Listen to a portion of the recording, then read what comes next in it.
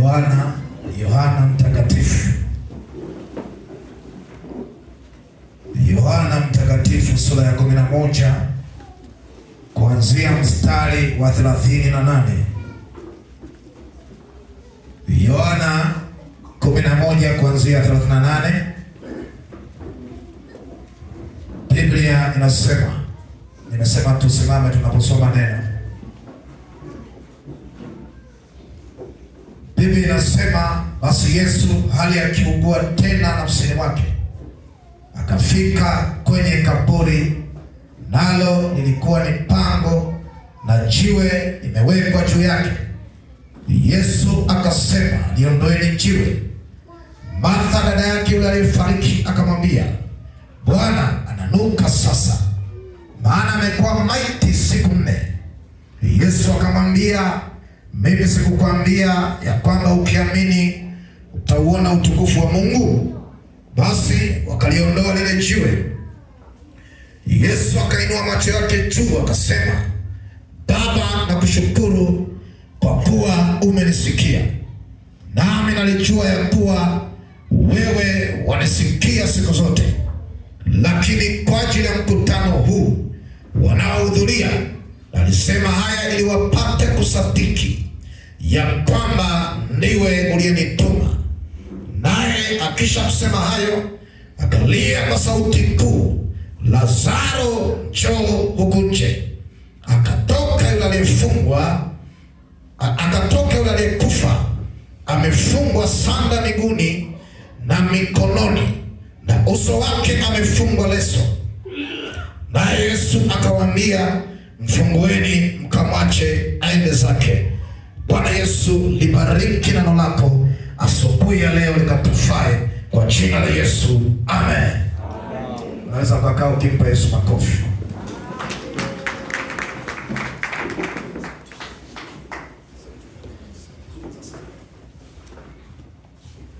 Nataka nizungumze asubuhi ya leo. Asante, acha tu hapo. Asubuhi ya leo, sababu 4 kwa nini Lazaro alifufuliwa siku ya 4. Sababu 4 za Lazaro kufufuliwa siku ya 4. Sababu 4 za Lazaro kufufuliwa siku ya 4.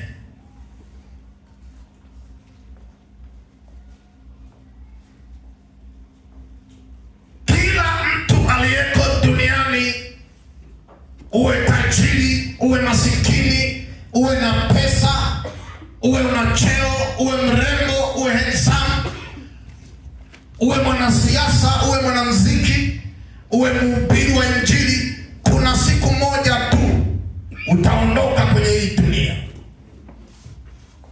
Hata kama ujitahidi namna gani, kuna siku moja utakufa.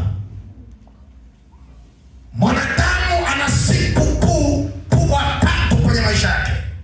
Ya kwanza ni kuzaliwa, na kwa bahati mbaya sana unapozaliwa wewe ndio unalia, wenzako wanafurahi, kwa sababu unakuwa hujui.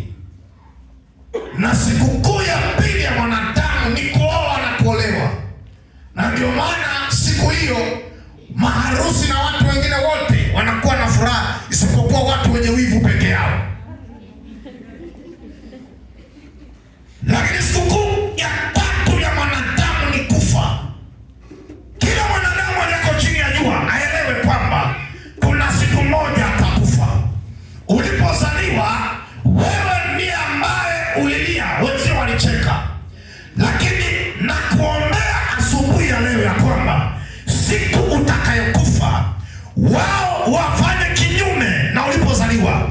Ulipozaliwa wao walifurahi, wewe ukalia, lakini utakapokufa, sababu uko na Yesu, ukimaliza vizuri wewe ufurahi, wao ndio walie. Kama naeleweka sema amen.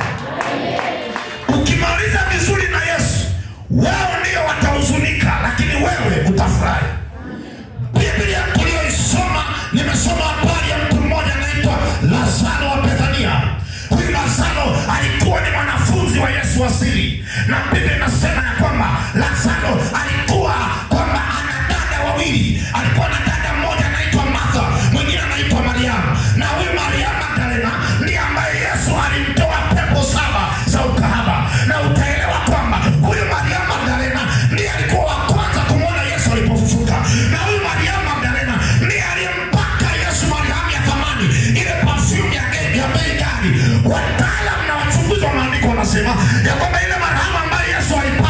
Mariamu ilikuwa inagharimu kwa pesa ya Tanzania zaidi ya shilingi milioni 1, na hao wote wawili walikuwa dada zake na Lazaro.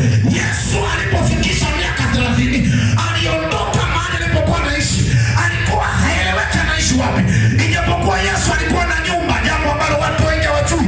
Yesu alikuwa na nyumba, lakini hakuwa anakaa pale. Yesu alikuwa anaenda kwenye huduma, akitoka kwenye huduma anaenda kupumzika kwa Lazaro, na dada zake na Lazaro, yani Martha na Mariamu, walimhudumia Yesu kwa mali zao.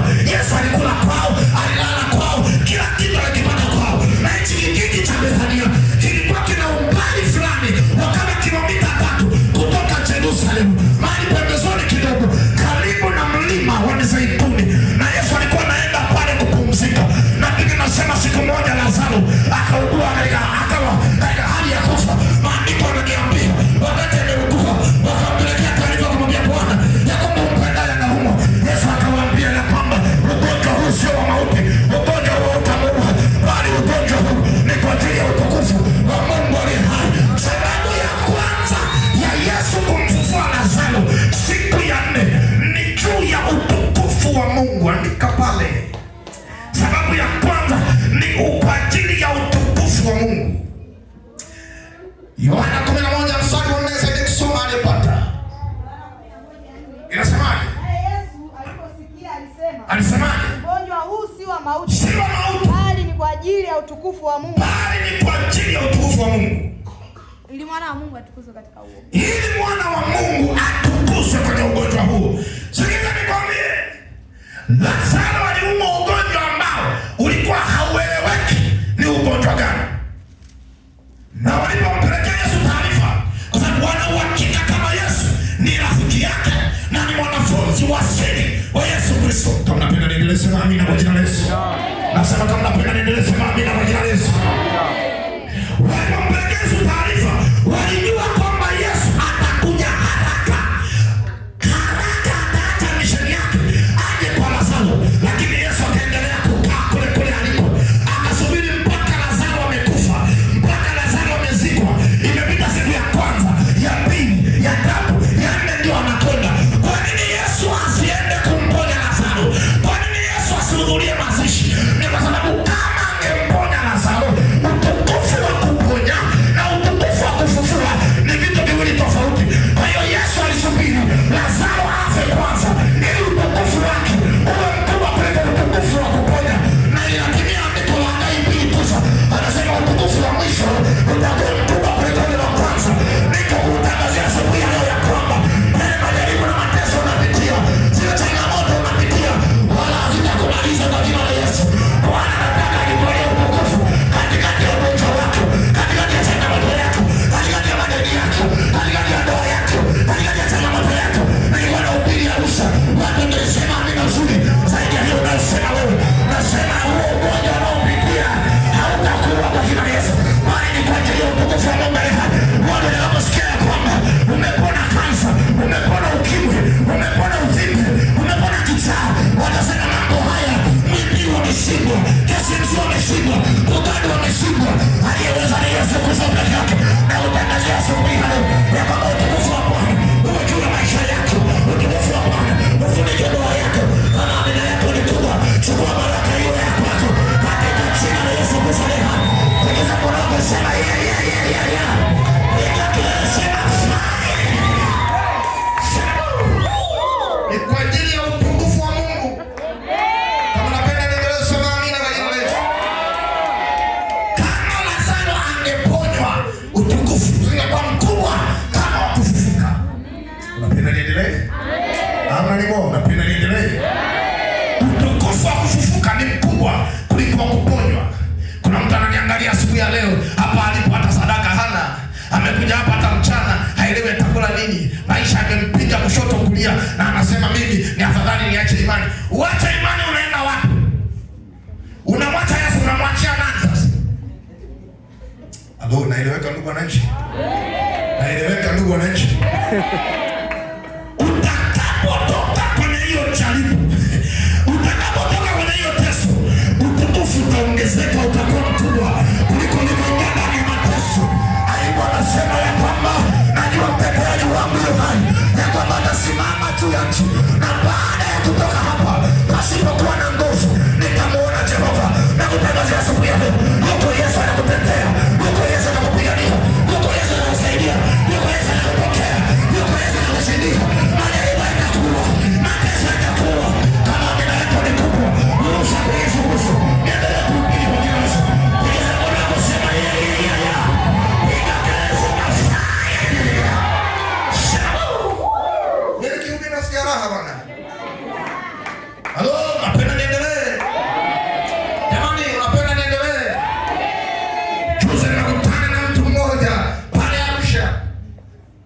yuko kwenye sekta fulani nyeti ya serikali. Akaniambia, mtumishi wa Mungu, nimesikia huko Arusha, nitatembea na gari mpaka nikupate. Akaja akanifuata mahali nilikuwa nahubiri. Nimeshaanza kuhubiri kama saa 12 jioni Jumapili. Akaja na kaa naye ananiambia, mtumishi wa Mungu, nisaidie. Mke wangu ametaifisha mali zangu zote, nyumba, magari, kila kitu. Kampuni yangu ametaifisha na ameondoka, amerudi kwa wazazi wake. Wazazi wake nilipowapigia wananipa majibu hayaeleweki. Hapo naponiona nimeshaugua miaka 3. Nafikiri kama Mungu akipenda nife. Nikamwambia, ufe uende wapi?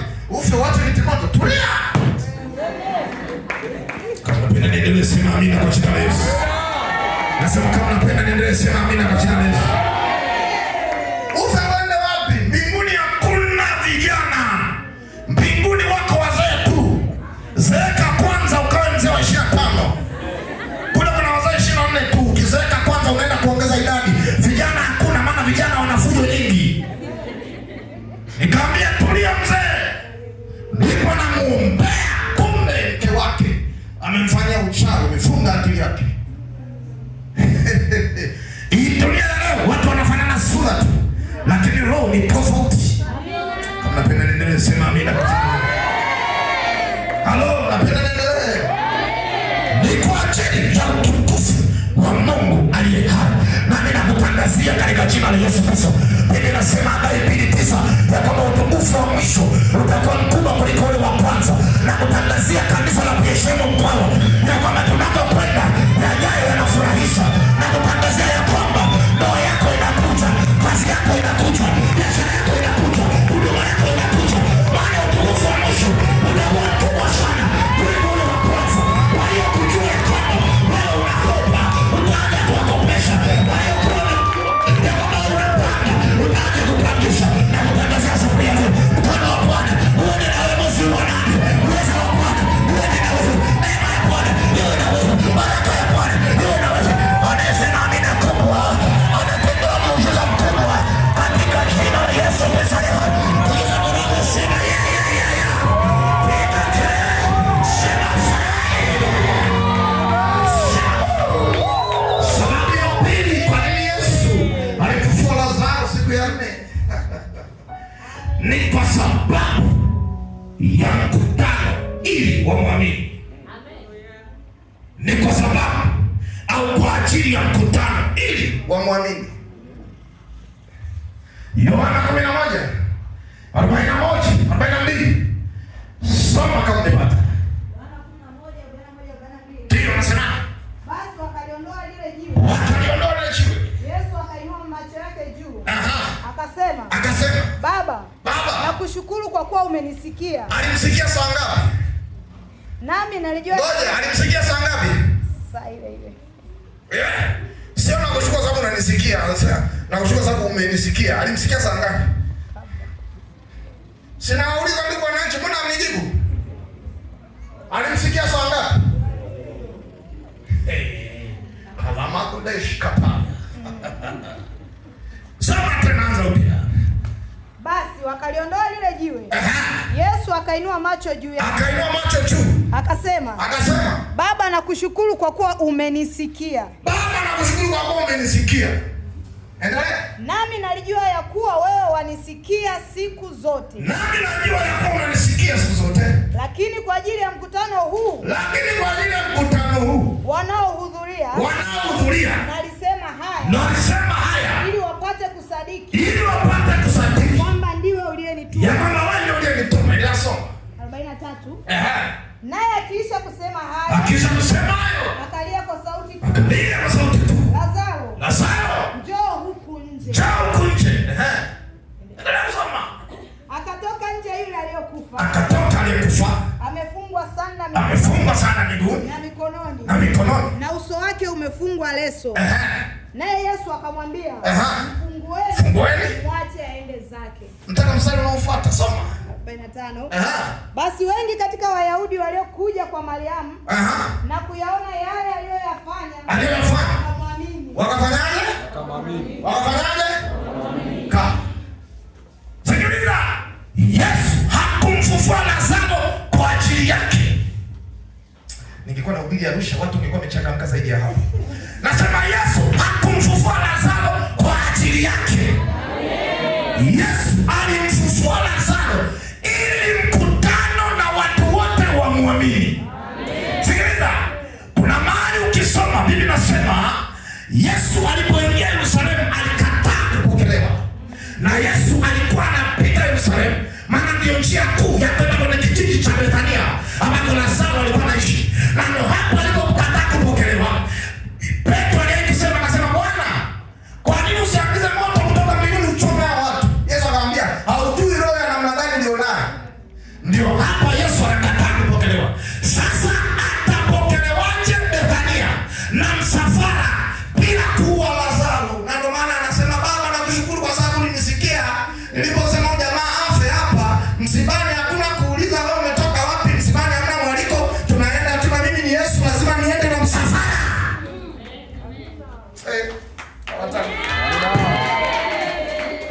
Ili Yesu aende Bethania kupitia Yerusalemu, walimkataa kumpokea. Ikabidi aue Lazaro ili wafungue njia. Ndio maana anasema, Baba, nakushukuru kwa sababu ulinisikia. Maana ugonjwa huu sio mauti, ni kwa ajili ya utukufu wa jamaa likafa mpaka siku ya 4. Yesu alikuwa anataka wampokee. Na Yesu alipofika pale kwa mikwara anatokea. Maana Yesu alikuwa anatembea na kundi kubwa la watu. Biblia ni pana. Alikuwa anatembea na kundi kubwa la watu. Kwa hiyo wanatokea kwenye kijiji cha Bethania. Unapenda niendelee? Biblia inasema msafara unaenda na Yesu. Wakafika. Martha alipomwona akasema, Bwana, kama ungekuwa hapa asingekufa. Ila najua chochote utakachoomba Mungu atakifanya. Yesu anasema, Baba, nakushukuru kwa sababu niliomba Lazaro afe na amekufa. Na ndio maana anamwambia Martha, mimi ndio ufufuo na uzima. Maana niliua mwenyewe na nitafufua mwenyewe. Kama napenda niendelee, sema amina ziko mpaka kusimu. Yesu hakumfufua Lazaro kwa ajili yake. Alimfufua ili Wayahudi wapate kumwamini. Sikiliza, kuna baraka Mungu atakupatia mwezi wa 8, sio kwa ajili yako, ila ni kwa sababu ya familia yako wanaokutegemea. Kuna pesa Mungu atakupatia sio kwa ajili yako, ni kwa sababu wewe ukibarikiwa, wengine wanabarikiwa. Ndio maana Mungu anamwambia Ibrahimu, ya kwamba nitakubariki ili uwe baraka. Natangaza baraka za mwezi wa 8 ziende na wewe. Bwana afungue milango ya pesa kwa ajili yako na watoto wako na ndugu zako na marafiki zako na jamaa zako. Wanaipika mina kubwa, wanatenda muujiza mkubwa siku ya leo. Kila mwana kusema ya Kila kelele sema fire. Yohana sura ya 9 mstari wa kwanza unisaidia kusoma kama unapata. Yohana 9:1. Inasemaje? Hata alipokuwa akipita alimuona mtu. Alipokuwa akipita alimuona mtu kipofu tangu kuzaliwa. Kipofu tangu kuzaliwa. Wanafunzi wake wakamuuliza wakisema, Rabi, ni yupi aliyetenda dhambi?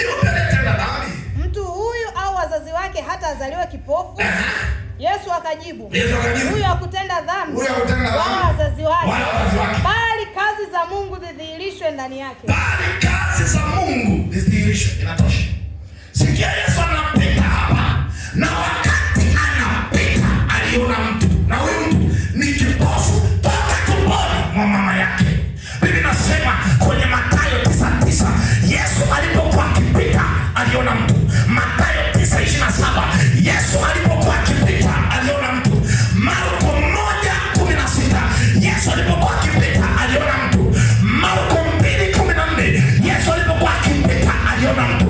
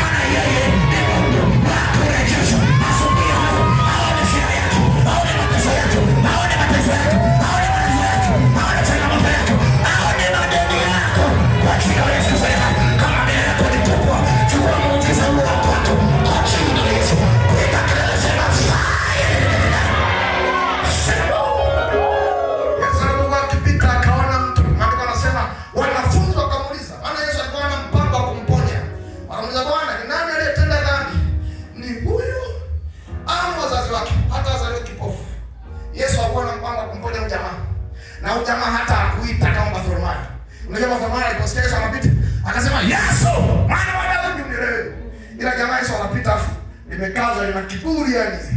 Aliiti wala limetulia tu. Ila wanafunzi ndio wakamchokoza Yesu. Yesu, unaona ukipofu. Ni nani alitenda dhambi azaliwe kipofu? Ni yeye au tusimame juu tumalize mahubiri maana hataki.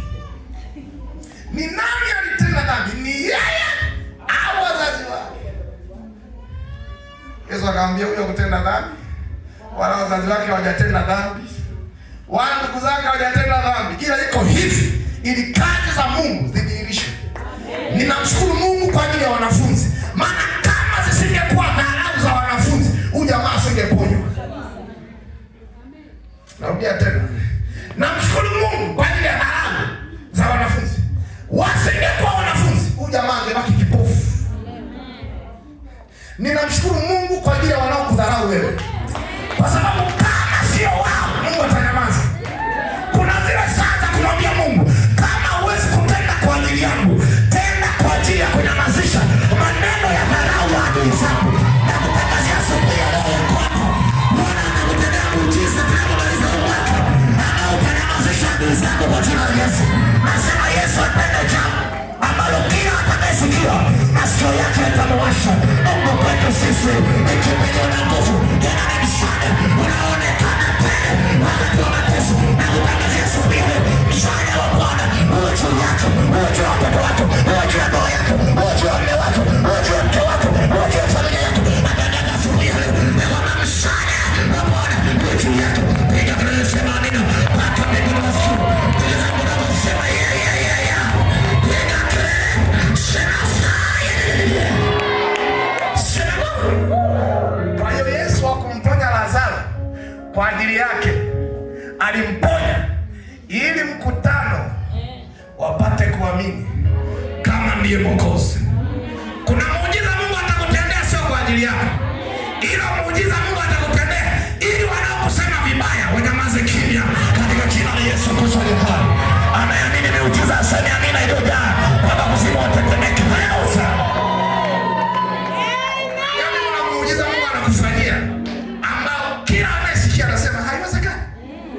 Haiwezekani. Juzi mimi nasafiri, tulifika mpaka ulikoolea Kajiba. Nimehubiri mkutano wa mwisho, nimetua maiki Jumapili. Wakati tunatoka Arusha mjini mpaka kule Karatu. Alafu Karatu kwa mbele. Gari tuliotoka nayo Arusha na mchungaji mwenyeji ikatuishia mafuta njiani. Alafu Mungu akatufunga ufahamu. Hatukuangalia dashboard. Nafikiri kama tungeangalia dashboard, tusingepata ujasiri wa kuiwasha tena. Sasa mafuta yaliisha kabisa. Gari limozima, hatukuwa na ufahamu wa kuangalia dashboard. Tulichofanya, tukaichokonoa tena, ikawaka. Na tumetembea kutoka pale mpaka tunafika sehemu ya mkutano. Tunapaki kama hapa, hata hapo kwenye ukuta mbali. Gari ilizima. Tulipoangalia, mafuta yaliisha saa nyingi. Tumetembea na mafuta ya Mungu mwenyewe. Kuna jambo Mungu atakupendea ambalo kila atakayesikia masikio yake yatamwasha. Na kutangazia asubuhi ya leo, kuna ndoa Mungu atakubarikia ambayo utaona kila mtandao unatangaza ya kwamba fulani pindi fulani ameolewa. Sio kwa ajili yako, ila ni kwa ajili ya wale wanaosema vibaya. Kama unaamini sema amina mpaka mimi nasikia. Kiza bora sema yeah. Piga kelele sema fire. Sababu ya tatu, kwa nini Lazaro alifufuliwa siku ya 4? Kwa nini Lazaro alifufuliwa siku ya 4? Na doko tu kidogo. Napenda niendelee. Andika, Wayahudi waliamini mtu hawezi kufufuka baada ya siku 3. Mtu hawezi kufufuka baada ya siku 3. Yohana 11:38-39. Yohana 11:38 mpaka 39. Basi Yesu hali akiugua tena nafsini mwake, akafika kwenye kaburi. Nalo lilikuwa ni pango. Na jiwe limewekwa juu yake. Yesu akasema, liondoeni jiwe. Martha dada yake yule aliyefariki akamwambia, Bwana, ananuka sasa. Maana amekuwa maiti siku 4. Amekuwa maiti siku ngapi? Kama mdomo wako uko sawa sawa, sema kwa sauti, siku ngapi? Siku 4. Kwa tamaduni za Kiyahudi waliamini mtu akifa roho yake inakuwa hewani inaelea. Kwa hiyo ukimwita inarudi, lakini zisizidi siku 3. Ikifika ya 4, hata ukimwita hawezi kufufuka, hawezi kurudi. Kwa hiyo kama Yesu wanamwambia hapa, Bwana, ungetaka umfufue Lazaro, ungewahi jana au juzi au siku ya kwanza tangu alipokufa. Ila sasa hivi ana siku ya ngapi? Ya 4. Yaani ukiomba utaaibika, hafufuki. Naeleweka ndugu wananchi? Wao ndivyo walivyoamini. Na ndio maana Martha anamwambia ananuka. Alafu anamwambia ana siku ya ngapi? Ana siku ya 4. Kwa nini anamwambia ananuka? Kwa sababu kibiolojia mwanadamu akifa, sikiliza, kuna viungo vitatu vya mwanadamu huwa vinaanza kuoza haraka sana, kwa sababu vina unyevu, vina majimaji. Ya kwanza ni mdomo, huwa unaanza kuoza na unatoa funza ndani ya siku 3 tu, kama asipowekewa madawa unaanza kuoza na unaanza kutoa funza.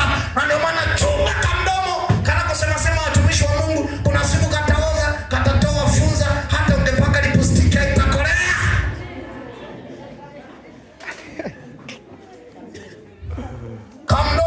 Kamdomo ndio kanakuponza wewe. Kuna siku kataoza, watajinoma mchwa, watajinoma. Na hakuna kitu kibaya kanisani kama maneno.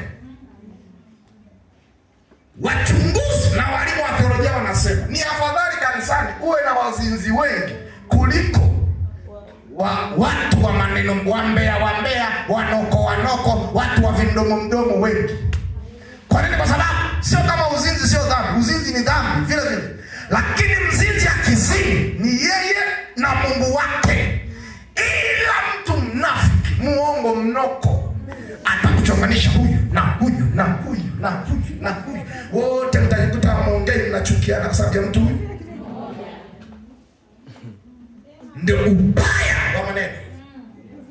Alafu namshukuru Mungu, mimi amenisaidia. Ukinisema vibaya nikasikia, sasa hivi natoa zawadi. Kwa hiyo endelea kuongeza pale ulipokuwa unaongeza, endelea. Natoa zawadi kwa sababu mimi ni maiti inayoishi. Nilikufa kwa ajili ya Kristo na ni hai ndani yake tena. Siogopi maneno. Maneno kwangu ni kama karatasi. Kwanza unaponisema unanipelekea taarifa mahali ambapo zisingefika na mimi nisingeziweza kuzipeleka. Wewe unanisaidia zinafika haraka. Wanaanza kutafuta huyu ndio nani, habari zake, huyu ndio nani.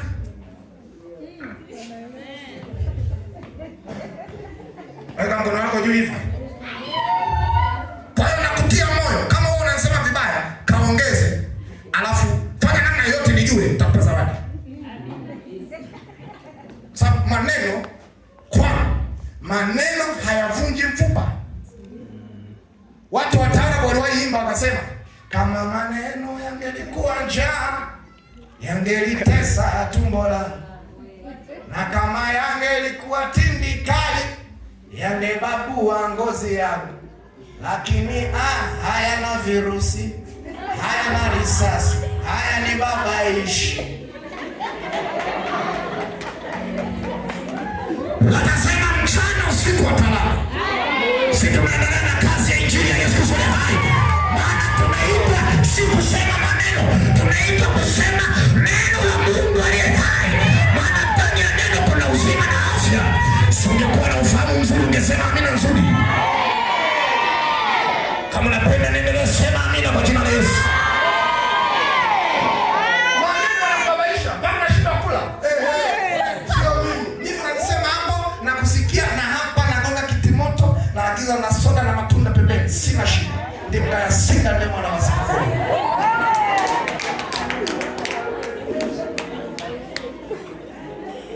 Kiruba cha pili kinachooza haraka wanadamu wakifa ndani ya siku 3 asipoitoa dawa. Napenda nikwambie? Napenda nikwambie? Ni tumbo. Tumbo huwa linavimba alafu linapasuka. Na ndio maana tumbo lako hilo linalokula kuanzia Jumatatu mpaka Jumapili. Jumatatu asubuhi unakula supu na chapati mbili, mchana unakula ugali marage, jioni unakula tena, ukiamka usiku unayo soda, unayo juice. Kuna siku litavimba na litapasuka, kwa sababu sio siku zote za kula. Kuna siku za kuambia mwili, leo tuko likizo, tunaingia kwenye maombi ya kufunga. Ungekuwa na ufahamu mzuri, ungesema amina. Sio kila siku unakula tu, wewe ni mchwa. Hata mchwa mwenye hali masaa yote. Punga mkono wako hivi. Wataalamu wa afya wanasema kutokula kunasaidia mwili, kunasaidia digestion system. Kuna siku pitisha hata usile kitu, kuna siku kula matunda tu. Sasa wewe toka Jumatatu mpaka Jumapili milo mitatu kila siku, ndani ya siku 7 milo 21 kwa mwaka, milo mingi. Alafu unataka uende utoboe. Utoboe wapi? Labda utoboe masikio.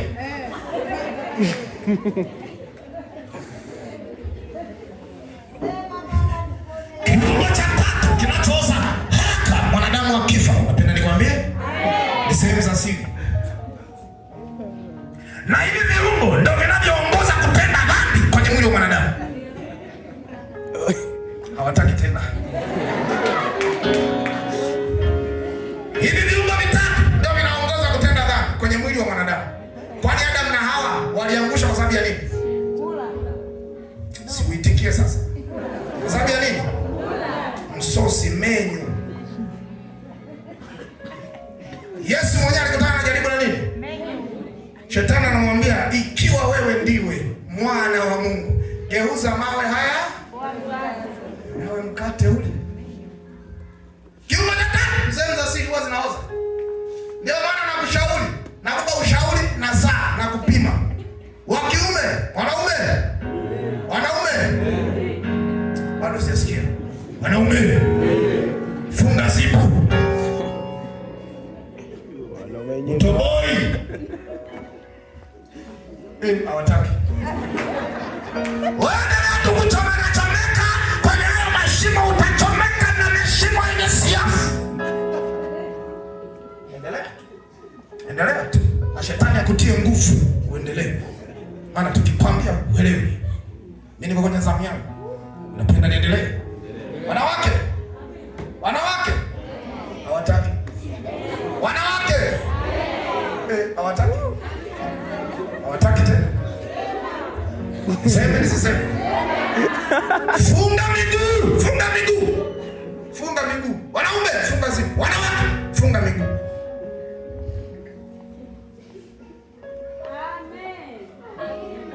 Hawataki.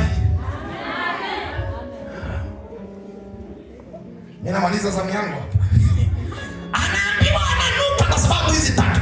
Kwa hiyo wakati Yesu anaenda kumfufua Lazaro, hivi viungo vitatu vilikuwa vimeshaoza kabisa. Lazaro hatamaniki, anatoa harufu. Sikiliza, wanakupenda kwa sababu bado ukiweka makeup inakaa. Wanakupenda kwa sababu ukitembea una mwendo kama wa twiga. Kuna siku uwe mwendo wa twiga utaharibika. Utakuwa tembea tu kama kasongo hivi.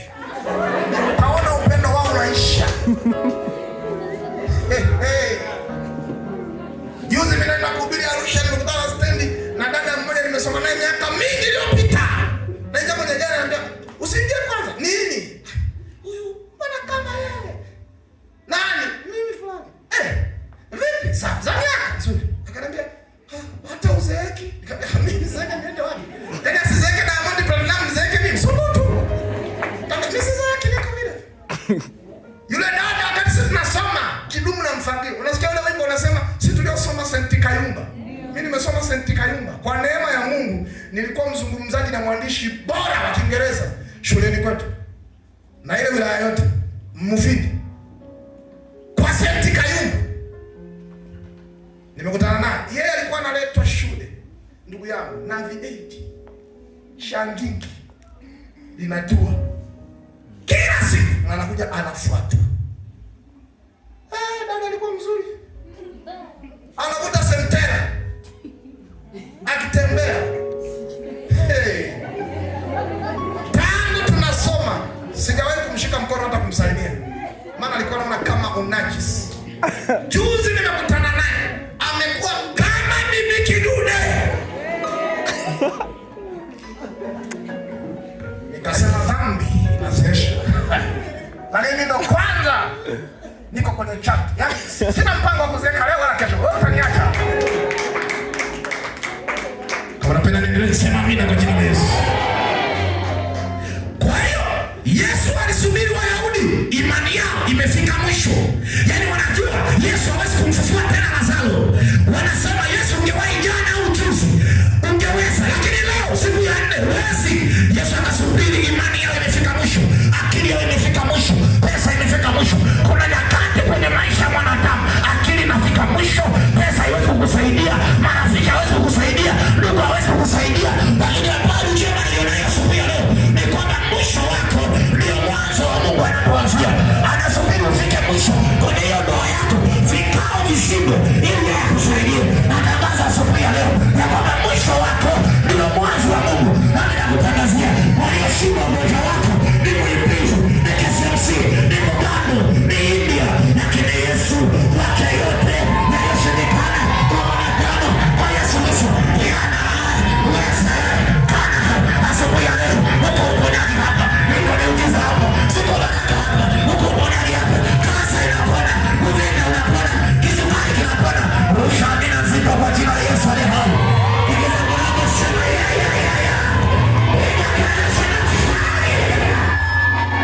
Sababu ya 4 kwa nini Yesu alifufuliwa siku ya 4? Kwa nini Lazaro alifufuliwa siku ya 4? Sababu ya 4. Karama ya dawa. Sababu ya 4 kwa nini Lazaro alifufuliwa siku ya 4? Ni kwa sababu Yesu ni mtu wa 4. Sautaki Sunday school. Haupendi. Biblia ni tamu wewe. Biblia. Niko nahubiri Arusha mara 2 kwa siku. Mpaka mara 3. Nahubiri asubuhi. Nahubiri saa 9. Nahubiri saa 3 usiku. Alafu mnabaki namaliza maombi saa 6 usiku.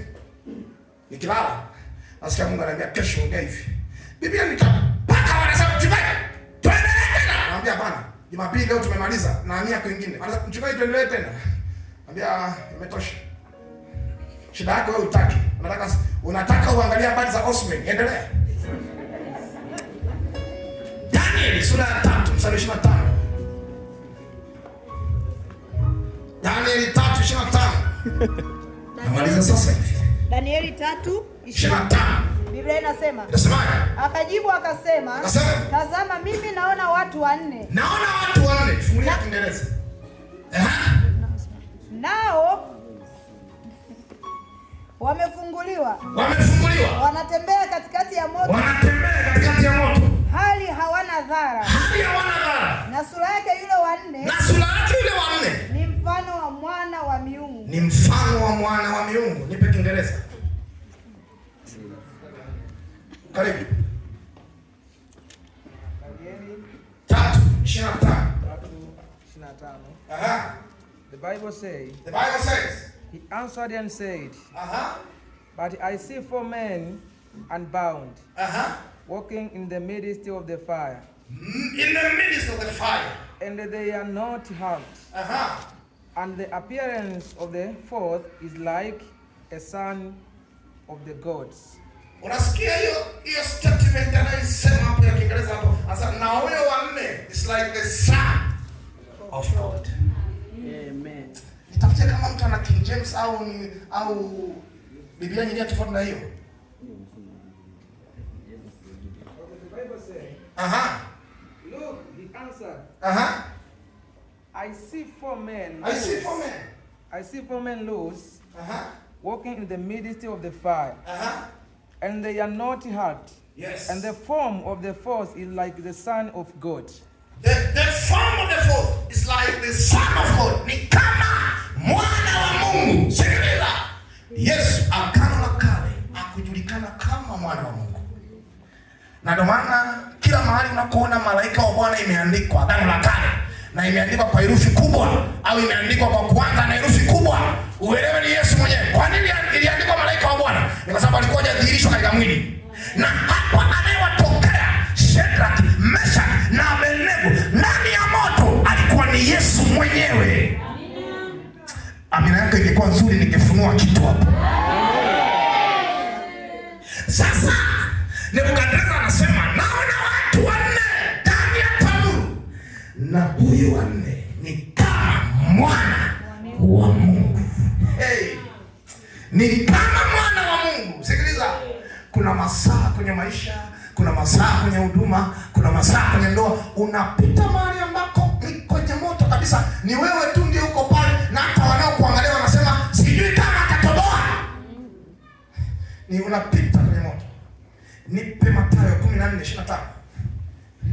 Mathayo 14:25. Naona sasa shirika bana na mayaba. Mathayo iko baada ya kitabu cha Kutoka. Mathayo 14:25. Biblia inasema hata wakati wa zamu ya 4, wakati wa zamu ya 4 ya usiku, Yesu akawaendea. Maana ni mtu wa 4 anawaendea kwenye zamu ya 4. Sikiliza, inatosha. Hapa Yesu anatembea juu ya maji, na wanafunzi walikuwa wametangulia, na aliwalazimisha, na wakati wanakwenda ilikuwa ni usiku. Na unajua zamu za usiku ziko kubwa za aina mbili. Nisikilize. Zamu ya kwanza ni zamu 3 za usiku, na ya pili ni zamu 4 ya usiku. Wewe nikuelezee. Zamu 3 za usiku zinagawanywa masaa manne. Saa 1 mpaka saa 4, saa 4 mpaka saa 8, saa 8 mpaka saa 12. Hizi ni zamu 3 za usiku. Na zamu 4 za usiku zinagawanywa masaa 3 kuanzia saa 1 mpaka saa 3 zamu ya kwanza, saa 3 mpaka saa 6 zamu ya pili, saa 6 mpaka saa 9 zamu ya 3, saa 9 mpaka saa 12 zamu ya 4. Kwa hiyo Yesu alikwenda muda wa kuanzia saa 9 ndio mwamba anatembea juu ya bahari.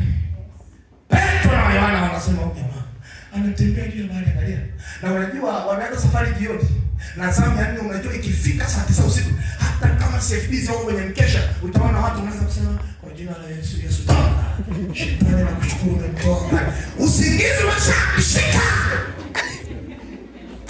Kama ni dereva itia kutoka Dar es Salaam, utaona anaanza kutafuta mahali pa kulala, maana usingizi umemfika hapa. Saa 9 usiku. Kuna ndoa ziko zamu ya 4. Wakati wanaoana walikuwa wanaitana majina yote mazuri, my baby, my sweet, my honey, my chocolate. Sasa hivi wanaitana wewe mama nani? Wewe baba nani? Ndoa iko zamu ya 4. Sasa hivi ukikaa vibaya na mume wako, hata ngumi unakwepa, maana ndoa iko zamu ya 4. Zamani alikuwa anakuita my dear, leo anakuona tu kama Diana. Anakuona kama my queen, my queen. Leo anakuona kama queenini tu. Na maana hata kurudi anachelewa, kwa sababu shakuwa queenini. Ndoa iko zamu ya 4. Kuna mtu biashara yake iko zamu ya 4. Anaenda kazini na nauli ili akatafute nauli tena ya kurudi kazini tena kesho. Hakuna faida anayoingiza, maana biashara yake iko zamu ya 4. Huduma ikifika zamu ya 4, hakuna mtu atakuelewa. Utasimama hapo watu wanaona unapiga makelele tu, maana iko zamu ya 4. Zamu ya 4.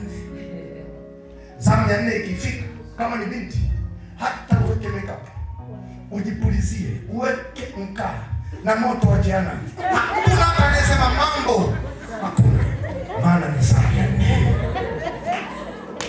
Unapenda niendelee? Ama niko unapenda niendelee? Zamu ya 4 ikifika, watu wanachoka, watu wanakata tamaa. Kuna mtu ananisikiliza asubuhi ya leo ameshakatia tamaa maisha yake, anasema mimi ndo nitakufa hivi. Maana maisha yake imefika zamu ya 4. Niulize jirani yako, uko zamu ya ngapi wewe? Muulize uko zamu ya ngapi wewe?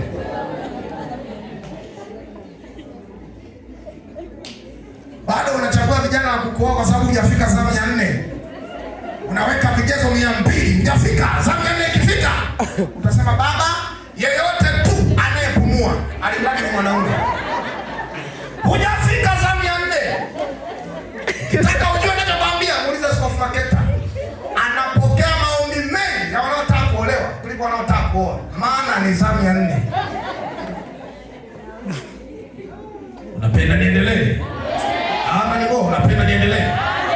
Habari njema nilionayo ni kwamba Yesu alimfufua Lazaro siku ya 4 kwa sababu yeye ni mtu wa 4, na alitembea juu ya maji zamu ya 4 kwa sababu yeye ni mtu wa 4.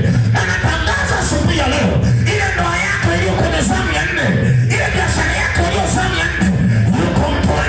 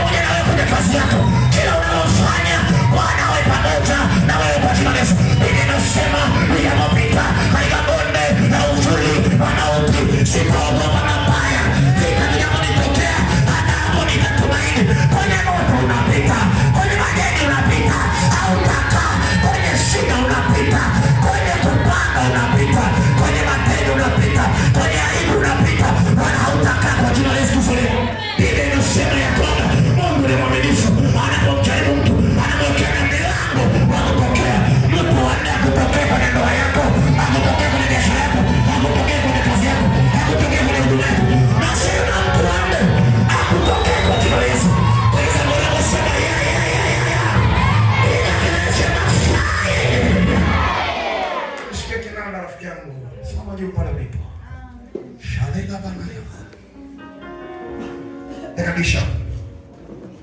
Disha.